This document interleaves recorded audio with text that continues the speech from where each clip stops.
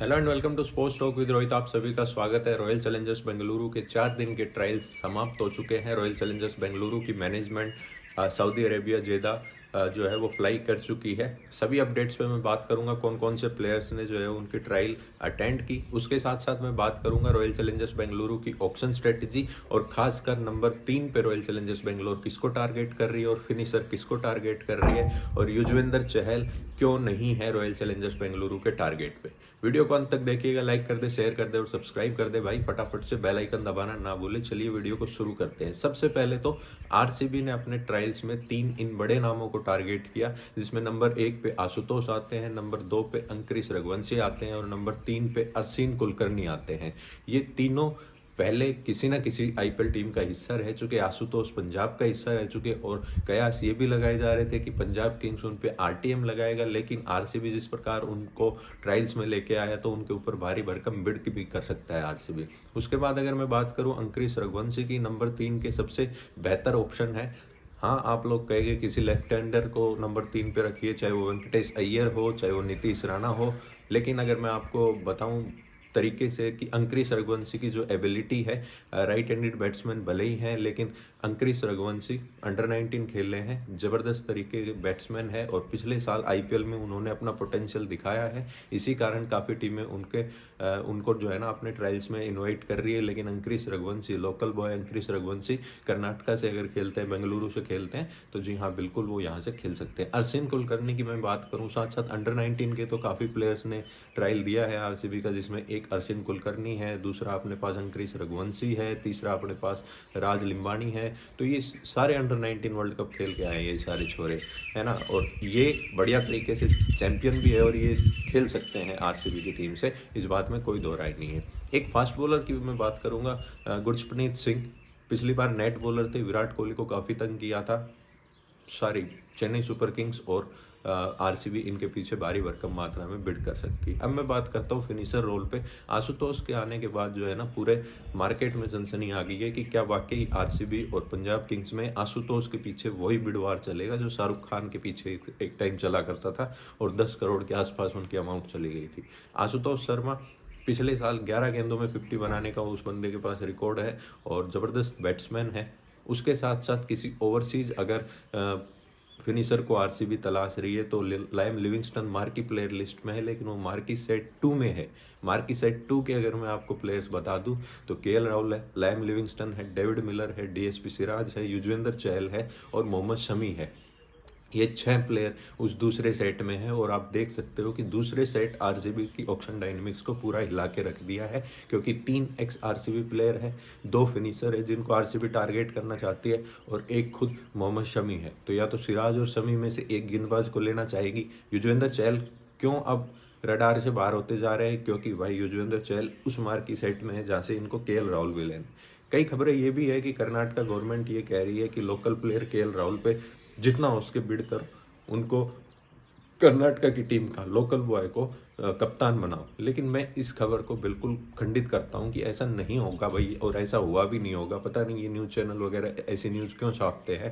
KL Rahul के अंदर calibre है और वो आ सकते हैं, ब्रांड वैल्यू भी बन सकते हैं। काफ़ी लोगों का सोचना ये है कि केएल राहुल के आने से आरसीबी की बैटिंग जो है ना वो कम होगी, लेकिन मेरा ये मानना है कि रिडेम्पशन टाइम भी कुछ होता है। ग्लेन मैक्सवेल आप देख लो, जब वो बिल्कुल डम हो गए थे आईपीएल में, फिर आरसीबी में आए और चले अगले 3 सीजन, तो केएल राहुल को भी एक ऐसी जगह की जरूरत है जहाँ पे वो खुल के खेल सके, अपने आप को एक्सप्रेस कर सके।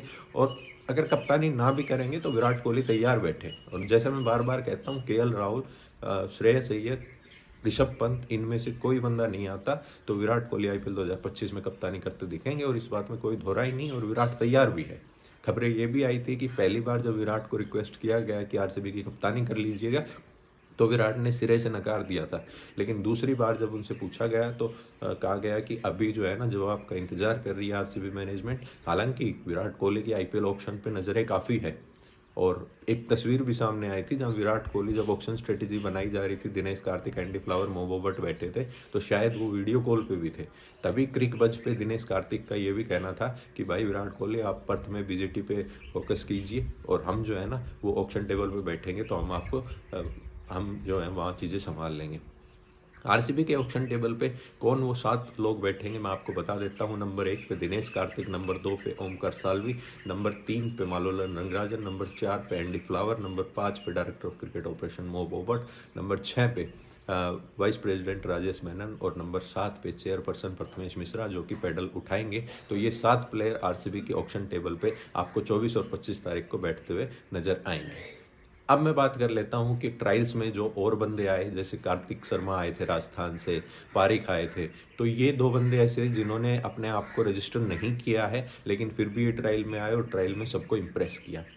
जोफ्रा आर्चर पे कल देर रात ये खबर आई था क्रिकेटर से कि जोफ्रा आर्चर जो है ना आईपीएल मेगा ऑक्शन में अपना नाम ऐड करवा रहे हैं, क्योंकि शॉर्ट लिस्टेड की 574 प्लेयर्स की लिस्ट में उनका नाम नहीं आया था। आईपीएल गवर्निंग काउंसिल जब एक्सेलरेटेड राउंड में सभी टीमों को मौका देगी तो उसमें कोई अगर रजिस्टर नहीं हुआ है तो उन प्लेयर को भी आप नाम दिलवा सकते हैं। आईपीएल गवर्निंग काउंसिल टीमों को ये स्पेशल जो है ना पावर देती है, जो आप उनका नाम पर्टिकुलरली डाल के और आगे नाम भेज सकते हैं। इसीलिए आरसीबी ने भी शायद ट्रायल में अपने वो बंदे भी बुलाए जो शॉर्ट लिस्टेड नहीं हुए थे। लेग स्पिनर की अगर मैं बात करूँ तो दीपक देवड़िगा एक लेग स्पिनर है और एक और लेग स्पिनर है चौहान करके कोई, तो वो बंदा भी काफ़ी इंप्रेस कर रहा है। तमिलनाडु चेन्नई सुपर किंग्स में भी गया है, आरसीबी की ट्रायल्स में भी गया है, मुंबई इंडियंस की भी ट्रायल में गया।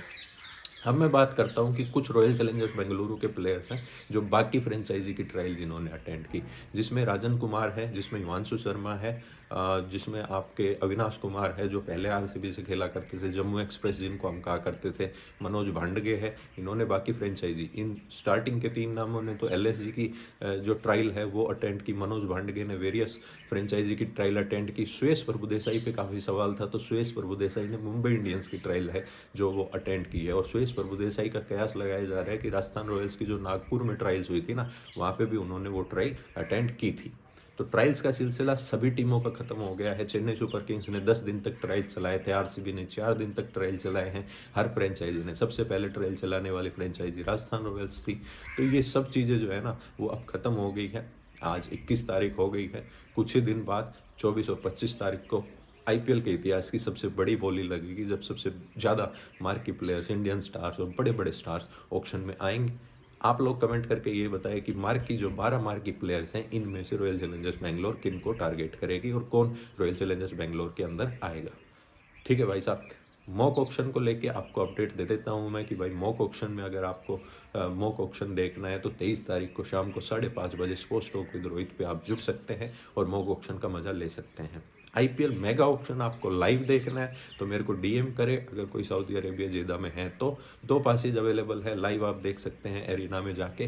पिछले साल भी दुबई में हमने 2 बंदों को भेजा था, तो इस बार भी 2 बंदों को हम भेज रहे हैं।